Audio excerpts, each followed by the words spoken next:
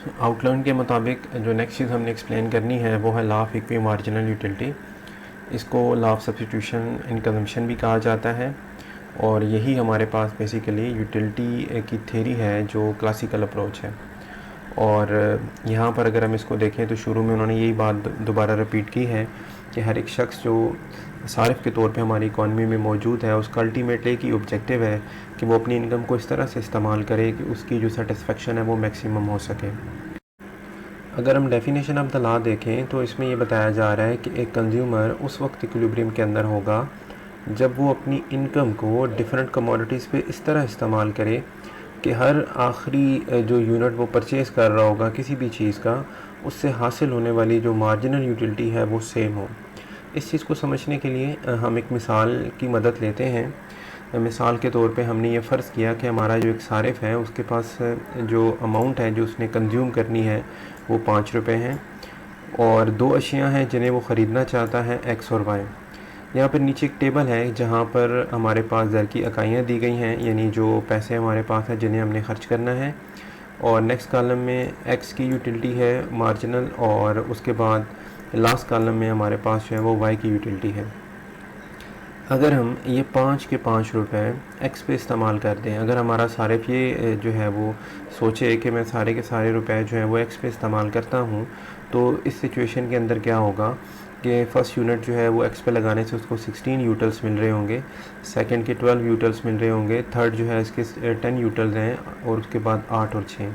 अगर हम इन 5 रुपए से ये तमाम यूटल्स हासिल कर लें तो इनको अगर ऐड करते हैं तो हमारे पास जो टोटल आता है वो आता है 46 यूटल।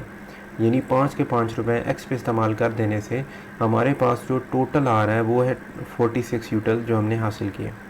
अगर हम सारे 5 के 5 रुपए वाई पे इस्तेमाल कर दें तो क्या सिचुएशन होगी? तो पहले यूनिट वाई पे इस्तेमाल करने से हमें 14 यूनिट मिलेंगे, दूसरे से 10 यूटल्स मिलेंगे, और सो ऑन 6, 4 एंड 2 यूटल्स जो है हम इससे हासिल कर पाएंगे।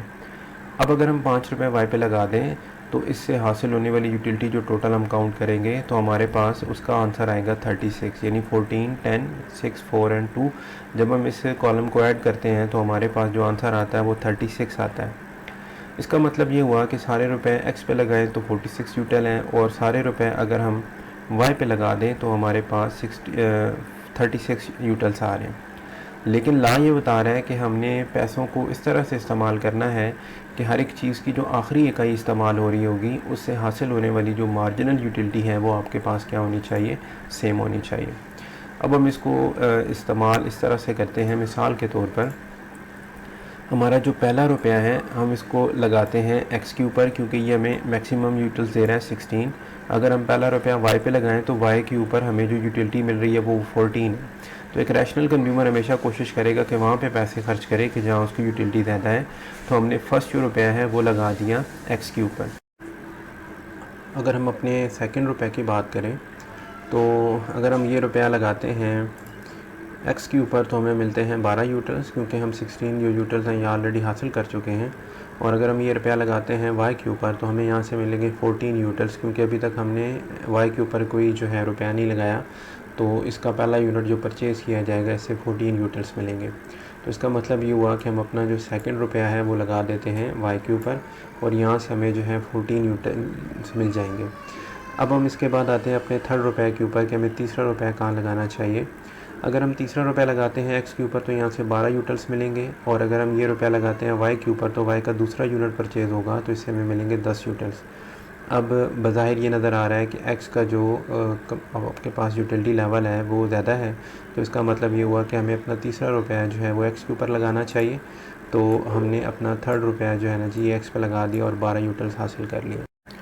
फोर्थ रुपये की हम जब बात करते हैं तो हमारे पास ऑप्शन ये आ रहा है कि ये चौथा रुपया हम लगा सकते हैं एक्स पे, और यहाँ से हमें मिल रहे हैं 10 यूटल्स, और अगर हम ये रुपया वाई पे लगाते हैं तो यहाँ से भी हमें जो है वो 10 यूटल्स मिल रहे हैं। और इसका मतलब है कि दोनों से हासिल होने वाली यूटिलिटी सेम है, तो ये रुपया इन दोनों में से कहीं पे भी लगाया जा सकता है। फॉर एग्ज़ाम्पल हम ये चौथा रुपया जो है वो लगा देते हैं एक्स पे, और हम 10 यूटल्स यहाँ से हासिल कर लेते हैं।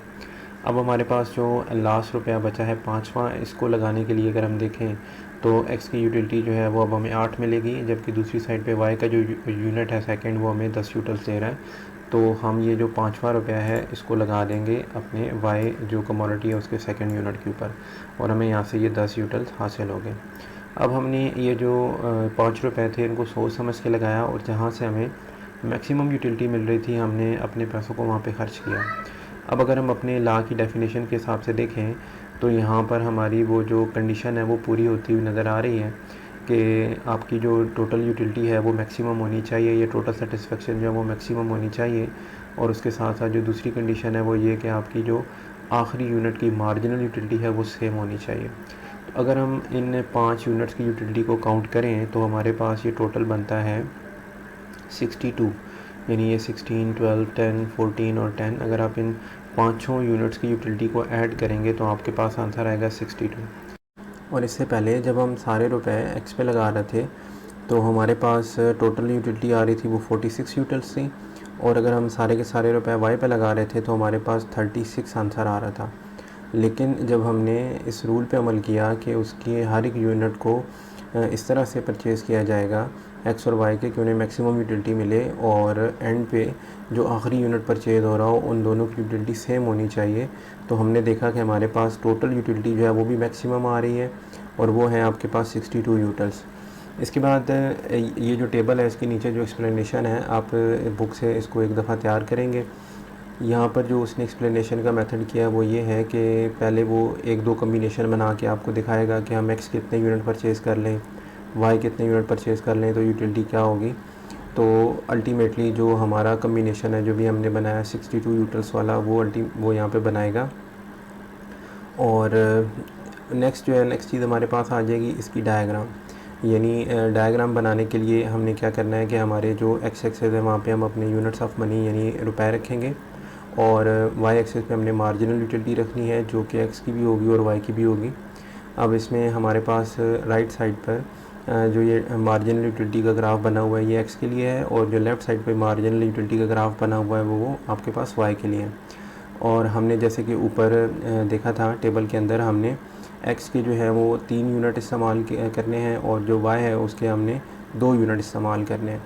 और इस सिचुएशन के अंदर आपकी जो मार्जिनल यूटिलिटी है वो 10 जो है वो बराबर आ रही है, यानी यहाँ पर देखें तो ये इसने जो डार्क लाइन लगाई हुई है ए और बी पॉइंट के दरमियान, तो यहाँ से हमें यह पता चल रहा है कि आपके आखिरी यूनिट जो वाई का परचेज़ हुआ है उसकी यूटिलिटी भी 10 है, और आखिरी यूनिट जो आपने एक्स का परचेज़ किया उसकी मार्जिनल यूटिलिटी जो है वो भी 10 है। और इस चीज़ को यहाँ पे उसने अलग से हाईलाइट करके लिख दिया है कि ए और बी पॉइंट पे दोनों की जो मार्जिनल यूटिलिटी है वो बराबर आ रही है। अब ये है कि आपके पास ये जो शेडेड एरिया आपको नज़र आ रहा है इसकी जो है एक्सप्लेनेशन हमने करनी है इस तरह से कि अगर हम अपना कम्बिनेशन चेंज कर दें, यानी हम इस तरह से करें कि 1 रुपया जो है वो ज़ायद लगा दें आपके एक्स पे और वाई पे 1 रुपया कम लगाया जाए तो क्या होगा। तो जैसे ही हम तीसरे से चौथा यूनिट यहाँ पे परचेज़ करेंगे तो ये जो हमारे पास यहाँ पे शेडेड एरिया शो हो रहा है ये हमें परचेज़ करने से ये वाली यूटिलिटी जो है वो हासिल होगी, और ये यूटिलिटी कितनी है 8 यूटिल्स, ठीक है। और दूसरी साइड पे अगर हम इधर चले जाएं जो हम वाई का यूनिट छोड़ेंगे तो वाई के यूनिट जो सेकंड हमें यूटिलिटी दे रहा था वो 10 यूटिल दे रहा था, तो हमारा यहाँ पे जो लॉस है वो हो रहा है 10 यूटिल्स का। तो इसका मतलब ये हुआ कि हमारा जो गेन है वो कम है और उसके मुकाबले में हमारा जो लॉस है वो ज़्यादा है। तो इस सिचुएशन के अंदर रहते हुए हमें ये पता चलेगा कि हम अपने जो यूनिट्स की तरतीब है उसको चेंज नहीं करेंगे, यानी हम एक्स के हमेशा 3 यूनिट ख़रीदेंगे गिवन सिचुएशन के अंदर, और वाई के जो है वो 2 यूनिट परचेज़ करेंगे। इस ग्राफ की एक्सप्लेनेशन में आपने यही चीज़ जो है वो एक्सप्लेन करनी है कि ग्राफ हमने किस तरीके से बनाया। तो ऊपर जो टेबल में मौजूद हमारे पास मार्जिनल यूटिलिटी ऑफ एक्स है उसको प्लॉट करेंगे डॉट्स लगाकर और उनको आपस में ज्वाइन करेंगे तो ये ग्राफ बनेगा मार्जिनल यूटिलिटी ऑफ एक्स का। और ऊपर टेबल में मौजूद जो मार्जिनल यूटिलिटी ऑफ वाई है उसको जब हम यहाँ पे डॉट लगा के प्लॉट करेंगे और बाद में उन्हें ज्वाइन करेंगे तो जो ग्राफ बनेगा वो मार्जिनल यूटिलिटी ऑफ वाई का बनेगा। और इसकी एक्सप्लेनेशन में आपने यही चीज़ जो है जो हमने गेन और लॉस वाली बात की है इसको आपने एक्सप्लेन कर देना है कि अगर हम अपनी कम्बिनेशन को चेंज करते हैं तो हम अपने ग्राफ के अंदर देख सकते हैं कि हमारा जो लॉस है वो ज़्यादा है एज़ कम्पेयर टू हमारे गेन के, यानी लॉस जो है वो हमारा हो रहा है 10 यूटिल्स का और जो हमें गेन हो रहा है एक एक्स्ट्रा यूनिट रुपी का जो है अगर हम लगा रहे हैं एक्स पे, तो उससे सिर्फ़ और सिर्फ हमें 8 यूटिल्स मिल रहे हैं। तो 2 यूटिल्स जो है हमें उनका नुकसान हो रहा है, इसकी वजह से हम अपने जो कम्बिनेशन है इसको चेंज नहीं करेंगे। ये चीज़ आपने नीचे थ्योरेटिकली जो है वो बता देनी है। जैसे यहाँ पे इन्होंने देखें बताया भी है कि जब हम एक्स पे एक्स्ट्रा रुपया लगाते हैं वाई से पैसे निकाल कर, ठीक है, तो जो हमारे पास यूटिलिटी जा रही है वो 10 यूटिल है, और जो हमें यूटिलिटी एक्स के एक एक्स्ट्रा यूनिट को इस्तेमाल करने से मिल रही है वो 8 यूटिल है। तो इससे हमें ये वाज़ेह हो रहा है कि हमारी जो 8 यूटिल्स हैं वो कम है 10 के मुकाबले में। तो नतीजा उसने कहा कि ये निकलता है कि हम हमेशा जो है वो इसी सिचुएशन के अंदर रहेंगे कि 3 यूनिट एक्स के और 2 यूनिट जो हैं वाई के, यानी ए जो बी पॉइंट है वो आपस में बराबर रहेंगे, और आपकी मार्जिनल यूटिलिटी ऑफ एक्स जो है वो मार्जिनल यूटिलिटी ऑफ वाई जो है उससे बराबर रहेगी, यानी दोनों पे ये 10 यूटिल्स आएंगे। जैसे कि हम ये अपनी डायग्राम के अंदर मैंने आपको पहले बताया इस लाइन के ज़रिए से देख सकते हैं कि ए और बी पॉइंट जो हैं ये दोनों 10 यूटिल्स के ऊपर आ रहे हैं, और आपकी मार्जिनल यूटिलिटी यहाँ पे बराबर आ रही है, जो कि लॉ की डेफिनेशन में हमने पढ़ा था।